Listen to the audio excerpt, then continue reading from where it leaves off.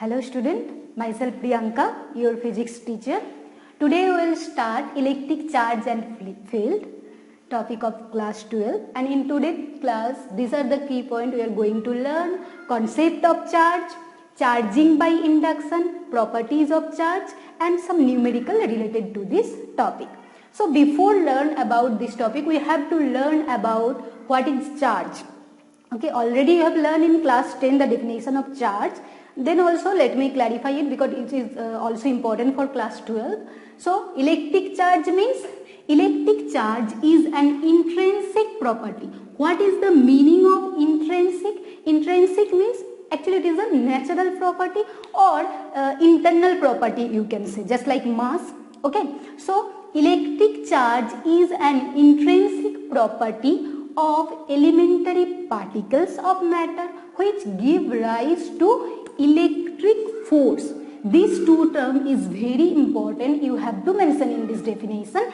One is intrinsic property and other is electric force. As you learn in class 9th and 11th about gravitational force is occurred due to mass of the object. Similarly, due to the charge, electric force is arise in any matter or object. So let me again clarify. Electric charge is an intrinsic property of an elementary particle of matter which gives rise electric force between various objects. Clear? So it is an internal property due to which some electric force is created. Clear? So this is the definition of charge. Now we know that what is the unit of charge? Unit of charge, SI unit of charge is coulomb and it is written by capital C. You already learned in your class 10. Okay, SI unit of charge is coulomb. Clear? Now as it is an intrinsic property, we have to learn it about properly about the matter. In your chemistry, you have learned every matter or every particle is made up of atoms. Na? In chemistry class 10th also we have learned every particle is made up of some atoms. And in atoms there are three elementary particles. What are they? Neutron, proton and electron. So we have learned that every particle is made up of atom which have three intrinsic particles. First proton and neutron and electron. Proton and neutron are present in the nucleus, that means internal part of the atom, and electrons are revolving around the nucleus. Now here I have represent plus P means proton which is positively charged, N means neutron which is neutral, that means it doesn't have any charge, and E means electron which have negatively charged. So unlike gravitational force, as I told you that electric force can be attractive as well as repulsive. This is the difference between gravitational force and electric force. Okay, you have to remember. So attractive, when the electric force will be attractive, whenever there is opposite charge then it will be attractive, and whenever it will be repulsive, whenever there are same charge. Now opposite charge means if you bring that means if there is a positive charge and we bring a negative charge, then it will be attractive. That means positive charge attract negative charge, or you can say that negative charge attract positive charge. Repulsive means two positive charge will repel each other, or you can say that two negative charge can repel each other. Clear? So you can take screenshot of this for making your notes. After that we will start the next portion. There are two types of charge, positive charge and negative charge. As I told you that electron and proton. Now we have to learn about what is the value of charge of electron. Already you have learned in class 10th, 1.6 into 10 to the power minus 19 coulomb. Similarly, here it will be a negative sign. Why it is a negative sign? Because electron is negatively charged, that's why it will be negative sign. In chemistry also you learn that electron and proton having the same amount of charge, only their polarity is different. That means electron is negatively charged and proton is positively. So the charge of proton is also plus 1.6 into 10 to the power minus 19 coulomb.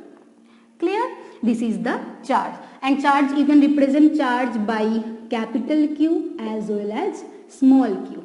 Similarly, as SI unit of charge is coulomb, there are smaller unit of charge also. You can represent millicoulomb, microcoulomb like this, as you already learned. Similarly, mass of electron and proton also you have to remember for case of solving the numerical. Sometimes it is given in question and sometimes it is also not given in question. So you have to remember this term also. Okay.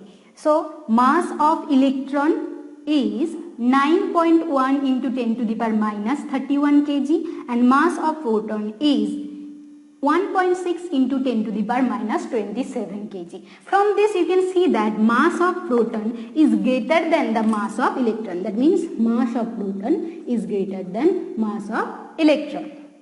And for short question you have to remember that mass of any charge is measured by mass spectrometer. Clear? So till now what we have learned? We have learned about electric charge. What is electric charge? Electric charge is an intrinsic property of any elementary particle or matter due to which electric force is produces. Just like whenever any matter, some matter having mass, so they have gravitational force. Similarly, electric charge is that property or intrinsic property or natural property or internal property. This term also you can use, due to which it will produce some electric force. Okay, after that we have learned that every particles is made up of atom, and atoms have three elementary particles. What are they? Proton, neutron and electron. Okay, proton and neutron remain inside the nucleus and electron are revolving around the nucleus. Electron having charge 1.6 into 10 to the power minus 19 coulomb. Proton also having the same charge, only it will have positive and it will be negative. So there are two type of charge, positive and negative. After that we have learned electrostatic force. Unlike of gravitational force, electrostatic force may be repulsive as well as attractive. You know that gravitational force is always attractive, but electric force is repulsive as well as attractive. Opposite charges attract each other and same charges repel each other. After that we have learned this some topic, that means mass of electron and mass of proton. Now based on this charge, all the matters are categorized into basically two types, conductors and insulator. There are one more type, semiconductor also. Now we have learned about the conductor and insulator. From your previous classes also you have learned what is conductor. Conductor is coming from the term conduct. That means conductor means through which the material through which electric current can pass easily is known as conductor, and insulator means through which electric current cannot pass. And the examples are conductors mean metal, okay, and human body also, any other animal's body also. And insulator, wood, rubber, like this. Okay, these are the basic definition of conductor and insulator. But there is one more difference. Okay, conductor means that means if you bring some charged particle close to the conductor, then the charge will spread throughout the surface of the conductor. It means that whenever you bring some charged particle or give some charges to a conductor, what happens? It will spread out through all the surface of the conductor. But in case of insulator, what happens? It will not move in the insulator, it will remain at a same place. Clear? This is the basic difference, and based on this difference we will learn the properties of the charge also. Clear? So conductor means through which electric current can pass easily, and insulator means through which electric current cannot pass. In class 10th you have learned one formula, electric current. Electricity chapter, in electricity chapter you have learned electric current. What is the formula of electric current? Electric current is Q by T. That Q is charge. So you can represent Q is equals to I into T. I means current, like this also. Okay. So in conductor charge can flow easily, and in insulator charge cannot flow easily. Okay. So how conductor can help charge to flow easily? Because there is free electron. That's why through conductor charge can flow easily, but in insulator there is no free electron, that's why charge cannot flow or electricity cannot flow through it. Clear? You have to remember one more thing, that charge is a scalar quantity. Okay. So these are the topic, you may take screenshot of this. Okay. Now next topic we have to learn methods of charging. Okay, we can charge by three types actually. Charging by friction, charging by conduction, and this topic which is important. These two topic already you have learned. Then the third topic, charging by induction. Okay. Now charging by friction. Frictions means rubbing basically. So whenever we rub one object with another object, then charge induced on this one, that means charge produced in this object, which is known as charging by friction.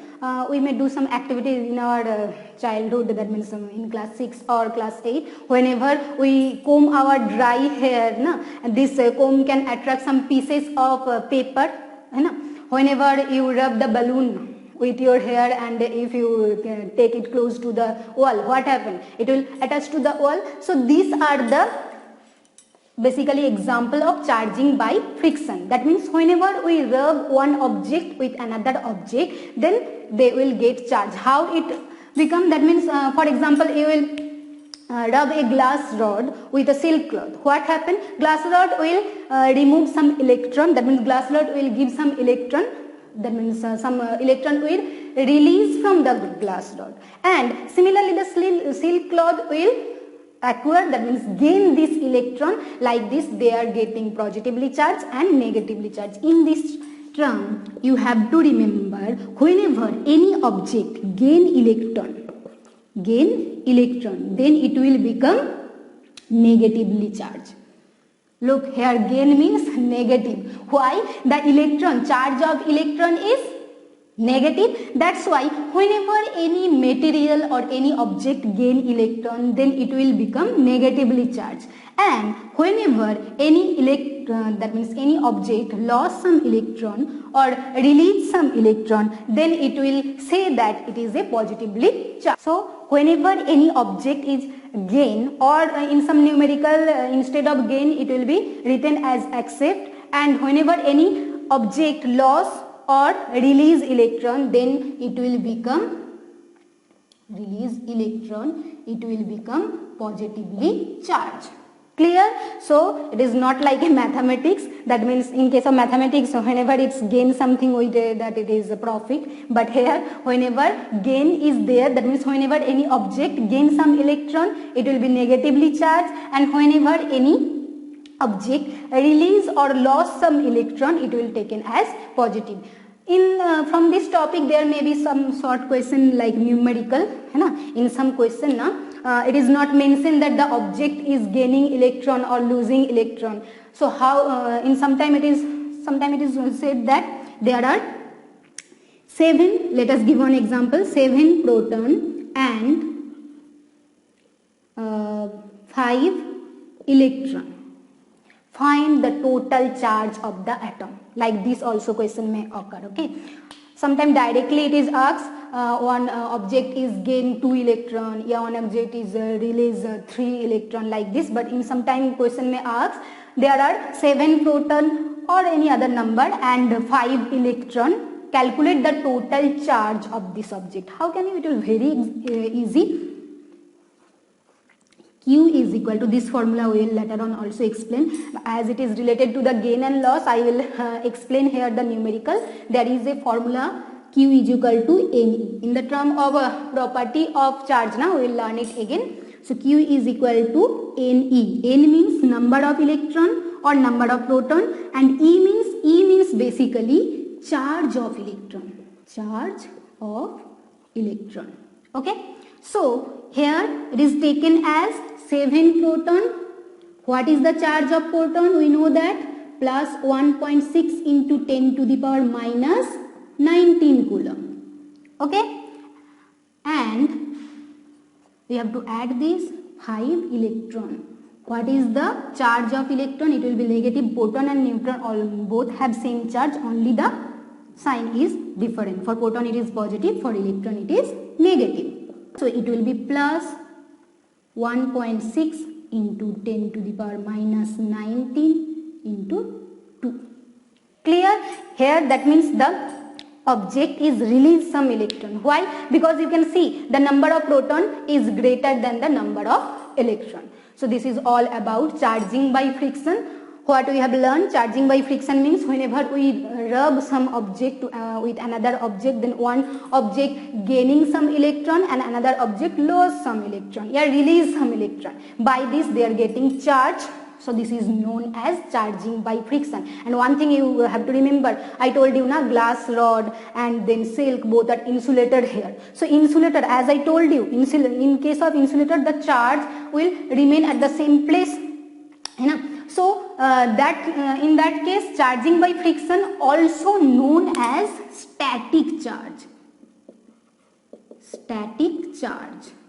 Why it is known as static charge? Static is come from the stationary, come from the word stationary. Stationary means remain at rest. So static charge means it will produce in the glass rod, but we cannot move this charge from one place to another place. One natural example is lightning. So this is the static charge. It cannot move from one place to another place. Clear up to this? Charging by friction means whenever we rub one object with another object, then the object will get, one object get positively charged and another object get negatively charged. So whenever the object accept or gain electron, it will be negatively charged. Whenever the object release or lose electron, it will become positively charged. Numerical may ask like this 1 marks or 2 marks question. If one atom is released 2 electron, what will be the charge in it, like this total number? For example, some atom total number, atomic number will be given, and after that it will say that it will release some 2 electron, gain some electron, find the total number of charges. Or like this question may also have there in any object there are 7 proton, 5 proton and 3 electron, or it may be 5 electron and 2 proton, like this, to calculate the total amount of charge. So these are basically all about charging by friction. Now we have to learn about charging by conduction. Conduction means whenever conduction, it is coming from the conductor only, na? That means conducting material. When we connect some metallic wire with any cell or any object, that means conducting material. Whenever any conducting material, 2 charge conductors is connected, then charge transfer from one place to another place. This is known as charging by conduction. You already learned it about in your class 10th, so it is not necessary to learn it here also. It is not important for class 12. Now important topic is charging by induction. Charging by induction, the term induction is come from induce. Actually there is no physical contact between these two objects. Okay, here conductor also needed, or insulator, you can do it by insulator also. So let us discuss about charging by induction. Some numerical may also come from this and from friction. Let us learn. Charging by induction means basically the definition is when charge are moves from one place to another place without any physical connection, then the phenomena is called charging by induction. Sometimes 3 marks question may ask from this. So basically there are, you can see some diagram. Basically in this step we can do this charging by induction. Let me explain this topic.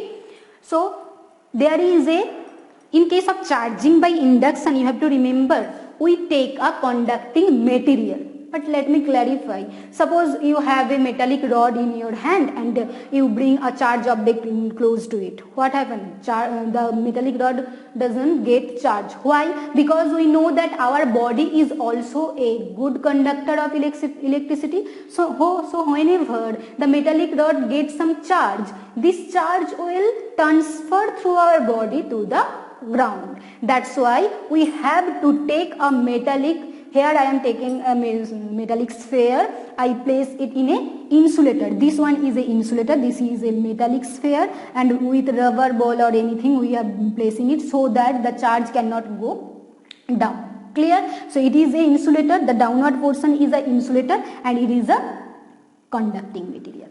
Now you can see there are total number of proton. Plus means positive charge, na? Plus there are 3 plus charge and there are 3 negative charge. So total number of charge in this sphere is same here.